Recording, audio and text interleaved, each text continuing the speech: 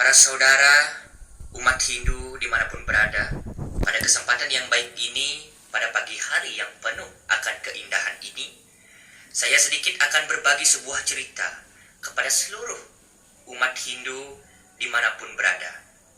Begitu pula, pada kesempatan yang baik ini, saya berharap semoga kita semua selalu diberikan anugerah yang berlimpah, sehingga kita diberikan perlindungan atas apa yang telah terjadi pada kehidupan saat ini. Pada kesempatan yang baik ini, saya akan berbagi sedikit cerita, bisa dikatakan Dharma Wacana.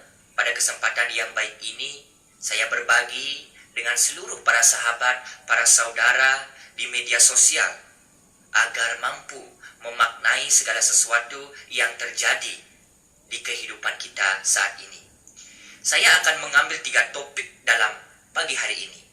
Yang pertama adalah dalam memaknai terjadinya sebuah virus wabah COVID-19 ini. Apa makna yang tersirat di dalam semua musibah yang terjadi di dunia ini? Itu adalah topik yang pertama. Yang kedua adalah topik tentang yatnya. Dan yang ketiga adalah topik mengenai tentang masalah kehidupan yang kita alami di kehidupan sehari-hari.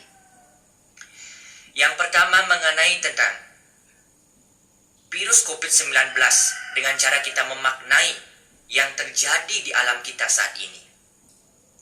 Saya mengajak seluruh umat berbahagia. Saya mengajak seluruh rekan dimanapun berada. Saya mengajak seluruh sahabat media sosial untuk sedikit saja, hari ini saja, detik ini saja, dan jam ini saja, luangkanlah waktu kita untuk sedikit merenungkan apa yang telah terjadi di kehidupan kita saat ini. Kita melihat saat ini banyak sekali kematian yang telah merajalela. Banyak wabah penyakit di mana-mana yang terus merajalela, membuat seluruh umat manusia menjadi ketakutan, menjadi resah. Apa yang menyebabkannya? Apakah kalian tahu apa penyebab dari virus corona itu sendiri? Ketika kita maknai dalam kajian agama, dalam kajian spiritual kita, apakah kita menyadari atau belum? Sahabat yang berbahagia, pada kesempatan yang baik ini, saya akan sedikit berbagi dan sedikit memberikan saran dan juga memaknai apa yang telah terjadi dalam kehidupan kita sehari-hari. Contohnya adalah yang sedang marak saat ini adalah wabah virus corona ini. Sejatinya, ketika kita memaknai virus ini terjadi, tiada lain adalah terjadi karena Tuhan. Coba kita bayangkan, begitu dahsyatnya, begitu besarnya virus ini, begitu hebatnya virus ini sampai membunuh ribuan bahkan jutaan jiwa di seluruh dunia. Amerika adalah negara yang sangat pintar, negara yang sangat luar biasa, negara yang kaya akan harta, kaya akan kekayaan alam, dan kaya akan militernya, kekuatannya, dan segala macam. Namun apa yang terjadi? Ia tidak mampu untuk menanggulangi, bahkan untuk meredam yang namanya virus ini. Seluruh negara yang hebat-hebat, seluruh negara yang penuh akan memiliki sebuah kekayaan, tidak ada yang mampu, tidak ada yang bisa untuk mengendalikan gejala alam yang diciptakan oleh Tuhan. Kenapa Tuhan menciptakan ini? Kenapa Tuhan menciptakan kesedihan kepada kita? Kenapa Tuhan menciptakan mati di dunia ini? Kenapa Tuhan membuat umat manusia menjadi menderita? Ketahuilah, Tuhan tidak marah kepada kita. Tuhan tidak benci kepada kita. Tuhan tidak memiliki rasa dendam kepada kita. Namun, ketahuilah, wahai saudara, bahwa sejatinya Tuhan saat ini diibaratkan sebagai Tuhan yang sedang membersihkan alamnya, membersihkan bumi ini dari segala kekotoran, dari segala amarah, iri hati, dengki, cacian, pembunuhan, fitnah yang begitu berkepanjangan. inilah sekarang saatnya di zaman Kaliuga ini, di zaman yang penuh akan cobaan ini, disinilah Tuhan menurunkan tangannya, memberikan kita sebuah kesadaran kehidupan bahwa sejatinya tiada lain, bahwa di dunia ini bahkan dimanapun Tuhan adalah segalanya. Coba kita bayangkan, sebelum adanya virus COVID-19 ini yang membunuh jutaan bahkan ribuan juta jiwa, banyak pembunuhan terjadi di mana-mana, banyak pemerkosaan terjadi di mana-mana, banyak cacian, banyak iri dengki, banyak permusuhan, banyak perselisihan di antar saudara. Bahkan jangankan di saudara yang jauh, saudara sedarah pun banyak terjadi permusuhan, bahkan pembunuhan. Kita ibaratnya seperti binatang. Ingat, mari kita merenung. Dahulu, di saat kita menjadi seorang anak yang tidak mengetahui apa-apa, kita rukun dengan saudara kita, kita bermain dengan saudara kita, kita berbagi kasih dengan saudara kita. Namun kini apa yang terjadi? Setelah kita dewasa, kita mulai tahu mana baik dan mana yang benar. Setelah itu, kita diberikan pendidikan oleh orang tua kita. Namun setelah kita pintar, kita iri dengan saudara kita. Lalu kita ingin menyakiti saudara kita, bahkan ingin membunuh saudara kita sendiri. Apakah itu sifat manusia? Tidak. Itulah sifat hewan yang ada pada diri manusia. Inilah penyebabnya Tuhan mulai marah, Tuhan bosan, Tuhan menginginkan dunia ini kembali bersemi kembali, bersih kembali. Tuhan menginginkan dunia ini menjadi suci kembali. Tuhan menginginkan membersihkan kekotoran yang ada pada dunia ini. Oleh karena itulah, dengan cara inilah Tuhan membersihkan bumi ini dengan membunuh berjuta-juta jiwa. Karena apa? Karena terlalu banyak manusia yang ada di dunia ini yang membuat dunia ini hancur. Ketahuilah, semakin pintar orang, semakin pintar manusia di zaman Kaliuga ini, maka kepintarannya tidak ia gunakan untuk kebaikan diri sendiri, bahkan kebaikan orang lain. Namun, sejatinya kepintarannya membunuh teman-temannya, menghancurkan dunianya untuk membodohi orang-orang bodoh yang ada di sekelilingnya. Itulah yang terjadi realita daripada kehidupan saat ini. Itu makna yang pertama. Yang kedua, dunia ini mulai hancur. Dunia ini mulai tidak nyaman lagi seperti dahulu kala. Banyak yang terjadi di dunia ini. Banyak wabah yang terjadi di dunia ini. Banyak virus yang terjadi di dunia ini. Dan apa yang dapat kita lakukan? Apakah kita menyalahkan Tuhan? Apakah kita menyalahkan saudara kita? Sejatinya ketahuilah bahwa yang salah itu adalah diri kita sendiri. Karena apa? Karena kita selalu menyalahkan Tuhan di setiap apapun yang terjadi di dunia ini. Bahkan apapun yang terjadi pada diri kita. Dan pada sejatinya, diri kitalah yang salah. Karena apa? Dunia ini hancur. Banjir di mana-mana. Apa yang menyebabkan? Karena seluas-luasnya hutan yang ada di negara ini sudah kita tebang. Semua pepohonan yang rindang sudah kita tebang. Semua penyerapan air yang ada sudah kita bangun, sudah kita cor dengan beton-beton yang begitu besar. Lalu apa yang terjadi? Apa dampak yang kita alami dalam kehidupan ini? Pastinya kita mengalami banjir di mana-mana. Apakah kita terus menyalahkan Tuhan? Tuhan tidak salah, hanya saja kita yang salah. Berlebihan melakukan sesuatu di dunia ini. Karena apa? Karena sejatinya Tuhan itu sudah bosan.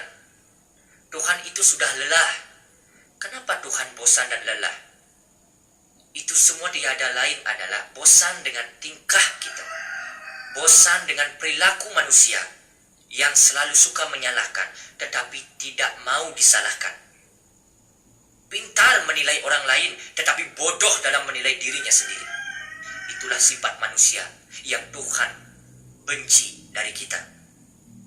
Maka di sanalah Tuhan mulai memperlihatkan segala kekuatannya, memperlihatkan keagungannya. Dengan cara apa? Dengan cara membersihkan noda, dengan cara membersihkan segala kekotoran yang ada di dunia ini, dengan cara membuat dan menciptakan wabah virus yang begitu besar dan merenggut korban jiwa, bahkan ribuan dan berjuta-juta jiwa.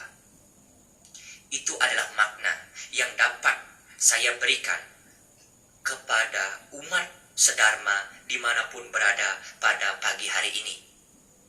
Yang kedua, saya akan mengambil topik adalah yadnya. Di dalam kehidupan sehari-hari, kita mengenal adanya yadnya. Apakah kita sudah memahami yadnya itu sendiri?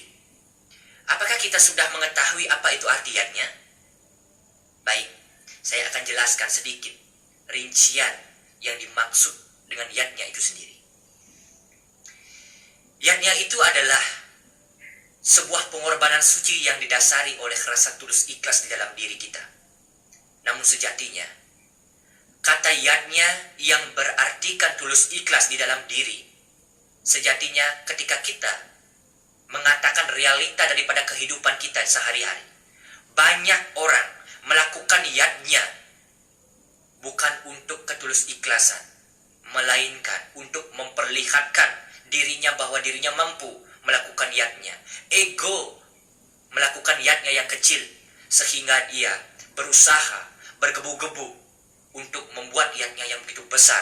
Namun sejatinya di dalam hatinya banyak iri dengki dan banyak kesombongan di dalam jiwanya yang menyebabkan segala keagungan daripada yadnya yang telah ia lakukan tidak berhasil di mata Tuhan. Ketika kita beryadnya, hendaknya kita selalu mengutamakan kesederhanaan. Karena di dalam yadnya yang sudah diatur oleh agama, tidak ada yadnya yang besar. Tetapi yadnya itu sejatinya sederhana. Mempergunakan segala sesuatu yang ada di dunia ini, yang ada di bumi ini. Baik itu tumbuh-tumbuhan, baik itu buah, dan baik itu yang berada hidup di dunia ini, baik yang disebut dengan hewan. Namun kenapa kita selalu memperdebatkan masalah yadnya? Banyak orang yang gila, bahkan banyak orang yang sampai sakit karena memikirkan yadnya. Ketika orang itu beryadnya, ia merasa tertekan. Karena apa? Karena menghabiskan berjuta-juta uang, berjuta-juta hartanya. Itu yang membuat banyak orang menjadi gelisah ketika ia mendengar kata yadnya. Karena yang identik saat ini di zaman Kaliuga tentang yadnya adalah yadnya itu memberatkan dirinya sendiri, padahal itu adalah salah. Sejatinya agama Hindu adalah agama yang sangat simpel dan fleksibel. Apa yang mampu membuat saya mengatakan hal demikian? Karena saya yakin dan saya sering melakukan yadnya. Prinsip saya beryadnya adalah yang pertama, ketika ada odalan di tempat suci, ketika kita tidak mampu, ketika kita tidak memiliki sebuah uang untuk membuat sebuah upacara pengodalan yang begitu besar, yang memakan jutaan-jutaan uang, apa yang saya lakukan? Yang saya lakukan adalah menghaturkan yadnya yang kecil, seperti pejati. Saya aturkan pejati ke tempat suci yang pada saat itu adalah hari odalan. Saya mengaturkan pejati di sana, saya memohon kepada Tuhan untuk memaafkan segala kesalahan yang telah saya lakukan. Bahwa saya tidak mampu untuk melakukan yadnya yang besar, melainkan inilah yang saya mampu saat ini untuk memperingati sebuah odalan atau yadnya. Tetapi dasar hati saya tulus dan ikhlas, tanpa adanya pamrih dan tanpa adanya paksaan. Sejatinya, yatnya itu sendiri dapat dibagi menjadi 5 yang disebut dengan panca yatnya. Dan dalam panca yatnya ini, dibagi lagi setiap yatnya itu sendiri, dibagi menjadi nista, madya, dan utama. Nista, madya, dan utama dibagi lagi. Ada nistaning nista, nistaning madya, dan nistaning utama. Ada juga madyaning nista, madyaning madya, dan madyaning utama. Dan ada lagi utamaning nista, utamaning madya, dan utamaning utama. Ketika kita melakukan yatnya yang begitu besar yang kita sebut dengan utamaning utama, tetapi hati kita masih ternodai dengan iri dengki, mengharapkan imbalan, mengharapkan ketika kita beriatnya, orang lain yang melihat kita dalam beriatnya agar terkesan, sama saja yatnya utama kita yang kita lakukan di mata Tuhan akan dianggap nistaning nista yang tidak ada manfaat dan tidak ada gunanya. Namun sebaliknya, ketika kita melakukan yatnya yang rendah, ketika kita melakukan yatnya yang sederhana, yang simpel, yang praktis, yang fleksibel, namun hati kita didasari oleh hati yang suci, tulus ikhlas tanpa pamrih, maka di mata Tuhan yatnya itulah yang sangat utama. Maka disebut dalam agama, maka yatnya itu adalah utamaning utama. Itu yang perlu kita maknai dan itu yang perlu kita ingat dalam beryatnya. Tuhan tidak pernah meminta kepada umatnya, Tuhan tidak pernah marah kepada umatnya, tetapi umatnya lah yang berlagak seperti Tuhan, yang menganggap Tuhan, yang selalu memponis Tuhan marah kepada dirinya. Banyak sahabat, banyak saudara-saudara di sekeliling kita yang mengatakan seperti ini. Saya tidak boleh memakan daging babi, saya tidak boleh memakan daging sapi. Siapa yang tidak memperbolehkan? Tuhannya, katanya. Yang diiring-iringkan, katanya. Yang tidak memberikan, ia memakan daging babi. Sejatinya ketahuilah, itu adalah omongan yang palsu. Tuhan mana yang melarang? Apa bukti Tuhan melarang? Tuhan tidak pernah melarang, tapi Tuhan memberikan anjuran kebaikan kepada setiap manusia demi kebaikannya sendiri. Kenapa setiap orang ngiring tidak boleh memakan daging babi? Kalau kita maknai dalam ilmu kesehatan, kalau kita terlalu banyak memakan daging babi akan menimbulkan kolesterol, asam urat, dan segala macam. Karena itu mengandung lemak yang berlebihan, mengandung kolesterol yang berlebihan. Oleh karena itulah banyak orang ngiring yang tidak mau memakan daging babi supaya dia hidup lebih lama lagi. Bukan karena Tuhan, bukan karena Tuhan melarang, tidak. Jika Tuhan melarang, kenapa di setiap yatnya bahkan ada yang namanya dewa yatnya dan ada manusia yatnya menggunakan babi guling? Kalau memang itu tidak boleh, maka itu tidak akan dipergunakan dalam yatnya. Itu logikanya. Maka disinilah kita menggunakan jenana kita, kepintaran kita untuk memaknai segala sesuatu. Janganlah kita sedikit-sedikitnya apa yang terjadi di dunia ini, apa yang kita rasakan, kita hubungkan dengan Tuhan. Inilah yang membuat Tuhan marah, inilah yang membuat Tuhan bosan, sehingga Tuhan mengutuk kita semua dan memberikan musibah kepada kita semua. Agar kita apa? Agar kita ingat, agar kita sadar, agar kita mulai mengingat kesalahan kita, agar kita sadar dengan apa yang kita lakukan, agar kita sadar apa yang kita pikirkan, agar kita sadar apa yang kita ucapkan, sehingga dharma yang ada di dalam diri kita, sehingga dharma kebaikan yang ada pada jiwa kita, agar kita pergunakan di setiap napas langkah kaki kita menuju kehidupan yang lebih baik. Itulah yang ingin Tuhan inginkan kepada setiap manusia dimanapun berada. Dan sekarang banyak manusia di antara kita yang mengagungkan dirinya bahwa akulah yang berkuasa, akulah yang paling pintar, akulah yang paling aku di dunia ini, tidak ada selain diriku. Padahal itu adalah ciri-ciri orang yang terendah di mata Tuhan.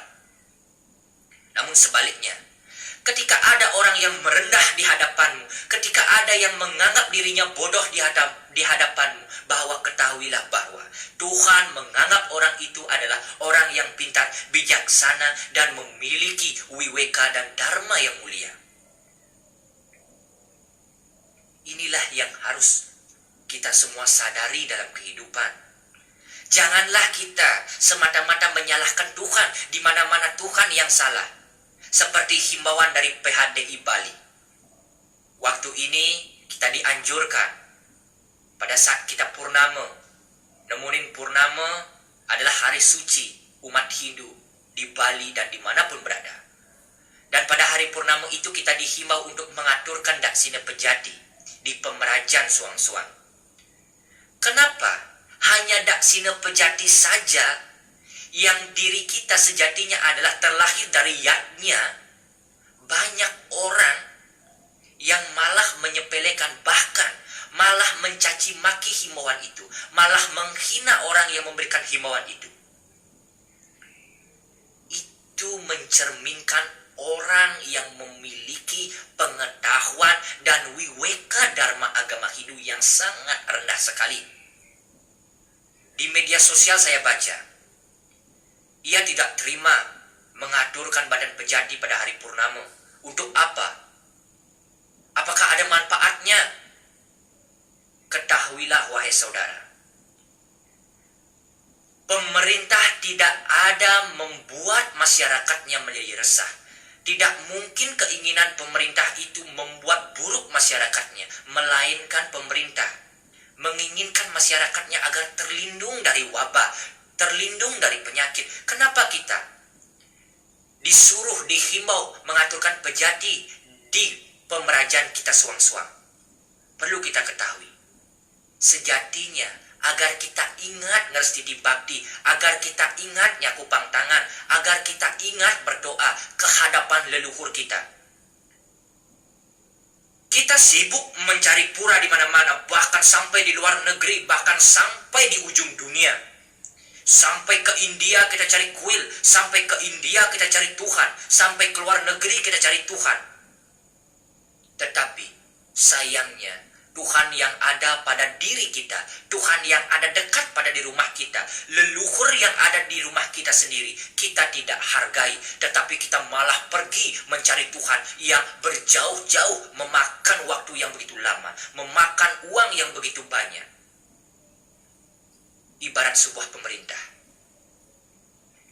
Di dalam pemerintahan ada yang namanya kepala desa, perbekel, DPR, dan bupati, begitu juga gubernur. Sebelum kita menuju gubernur di kursi yang paling atas, maka apa yang kita lakukan? Maka kita harus menghargai posisi yang ada di dekat kita, yaitu dari kepala desa, dari perbekel, dari bendesa adat yang ada di dekat kita, lalu ke bupati, setelah ke bupati barulah ke gubernur. Inilah struktur yang ada di dunia nyata. Sama juga dengan implementasi dari kehidupan di skala. Sebelum kita mencari Tuhan yang jauh, maka ingatlah Tuhan yang ada pada diri kita sendiri, dan ingatlah pada leluhur yang ada di rumah kita sendiri. Kita rugi mencari Tuhan sampai sejauh-jauh, sampai menyeberangi lautan, tetapi Tuhan yang ada pada pemerajan leluhur kita, yang berstana pada diri kita, kita lupakan begitu saja. Bahkan merajannya sampai lumutan, sampai banyak rumput yang begitu panjang menumbuhi tempat suci pemerajannya. Itulah yang salah dari persepsi kita, itulah yang salah dari pemikiran kita. Agar kita sekarang mulai sadar, mulailah introspeksi diri, mulailah mulat sarira, agar apa yang terjadi di dunia ini cepat berlalu. Itu bukan karena Tuhan, karena kebodohan diri kita sendiri. Sadarlah wahai manusia. Itulah topik yang kedua mengenai tentang filosofis makna dari yatnya yang mendalam. Lalu yang terakhir adalah topik masalah. Di setiap masalah, disinilah kita mengalami sebuah pemikiran yang salah pula. Ketika kita diterpa banyak masalah yang terjadi di kehidupan sehari-hari, lalu di sanalah kita mulai bosan, lalu di sanalah kita mulai marah, lalu di sanalah kita menganggap bahwa Tuhan benci kepada kita karena Tuhan telah memberikan masalah kepada kita. Itu persepsi kita. Tetapi ketahuilah wahai saudara, sejatinya Tuhan memberikan kita masalah bukan karena Ia benci, bukan karena Ia marah kepada kita, melainkan Ia sayang kepada kita. Dengan rasa sayang itulah Tuhan ingin mengajarkan kita lebih dewasa. Ketika kita sudah memiliki kepribadian yang dewasa, maka kita akan mampu menyelesaikan berjuta-juta masalah dan menganggap masalah itu adalah berkah yang berlimpah yang Tuhan berikan kepada kita untuk mencapai kehidupan yang lebih baik lagi.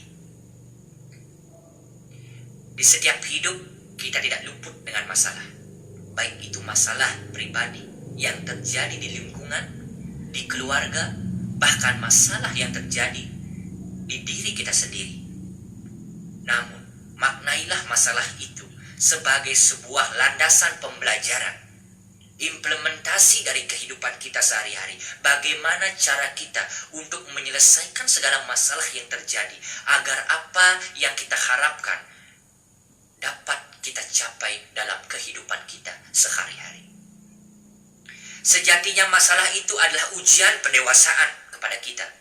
Sejatinya masalah itu adalah pelajaran yang paling berharga. Itulah guru yang paling berharga. Karena dari masalah kita tahu kebenaran. Dari masalah kita tahu yang mana baik dan buruk.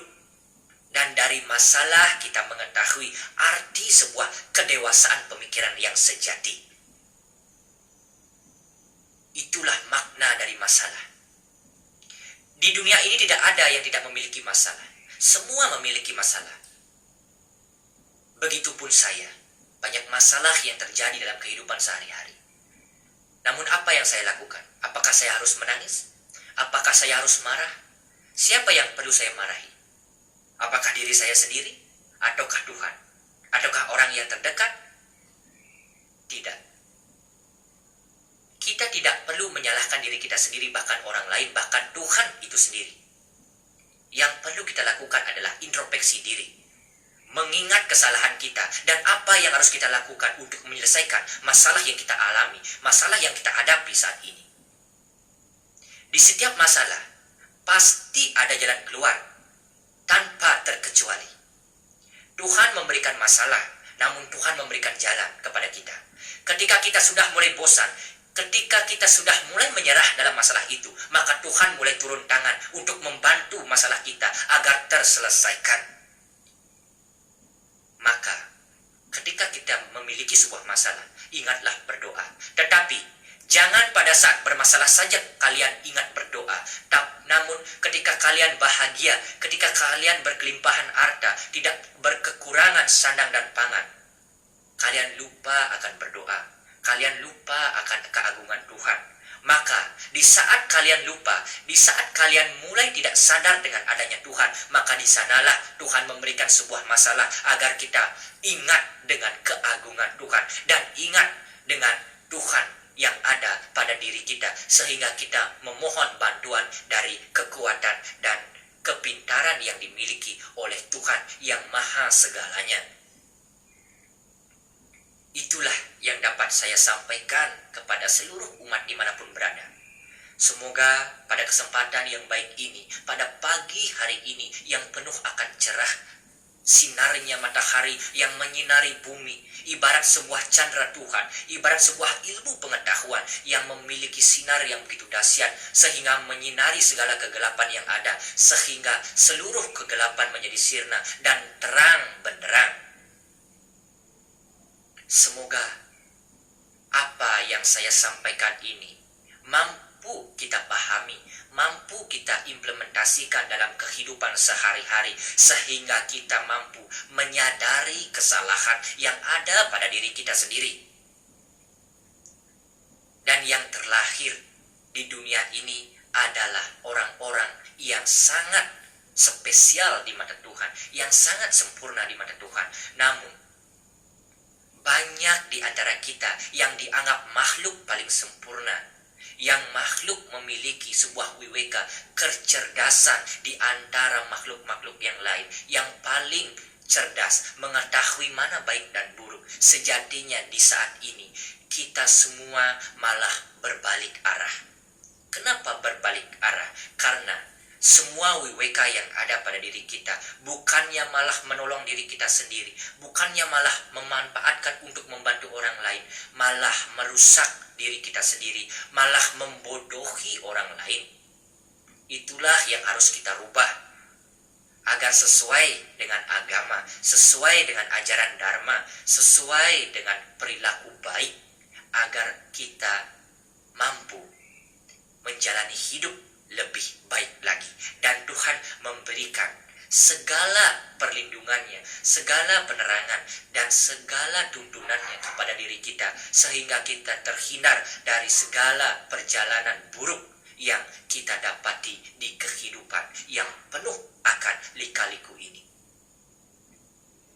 Baik, saudara-saudara dimanapun berada, pada kesempatan yang baik ini, pada pagi hari ini, itu yang dapat saya sampaikan kepada seluruh umat sedharma dimanapun berada. Semoga mampu terinspirasi, semoga mampu termotivasi, semoga kalian mampu untuk sadar di dalam diri, agar kalian mampu untuk berpikir bahwa apa yang sejatinya kita lakukan itu adalah salah, dan kini mulai berpikir untuk berbenah diri menjadi kepribadian yang lebih baik lagi. Jika kalian peduli akan video ini, jika kalian ingin semua orang menyadari dirinya sendiri, maka ingatlah untuk membagikan video ini dimanapun, di media manapun, bahkan di seluruh dunia pun. Silahkan bagikan video ini untuk memotivasi seluruh umat dimanapun berada, agar mereka ingat, agar mereka sadar, agar mereka mulai menyadari bahwa apa yang ia pikirkan, agar apa yang ia lakukan itu sejatinya salah, dan mulai membenahi diri menjadi perilaku yang baik, ingat dengan Tuhan, dan selalu mengutamakan jalan Dharma. Ingat, bagikan video ini, share video ini, dan selalu jalani kehidupan yang baik. Jangan pernah lupa akan jalan hidup yang baik. Lupakan semua keburukan yang sudah kita lakukan. Ibarat sebuah air yang sudah mengalir dalam tanah yang tidak mampu kita ambil lagi. Biarkanlah itu diresap oleh tanah, biarkanlah itu hilang dari tanah. Namun jangan kita lakukan hal yang sama, namun lakukanlah hal yang berbeda untuk kebaikan kita bersama. Sekian dari saya Jero Dasaran Alit dari Desa Padak Gede, Kecamatan Kediri, Kabupaten Tabanan, Provinsi Bali. Hanya itu yang dapat saya sampaikan pada pagi hari ini. Jika ada tutur kata yang kurang berkenan dalam hati, mohon dimaafkan karena tidak luput dari kesalahan. Karena saya adalah manusia biasa yang tidak luput dari kekeliruan. Sekian dan terima kasih. Om Awigenam Astu Nam Sidam, Om Kesamo Sampurna Yanama, Om Sidirastu dan Astu Astu Yanama, Om Santi, Santi, Santi, Om.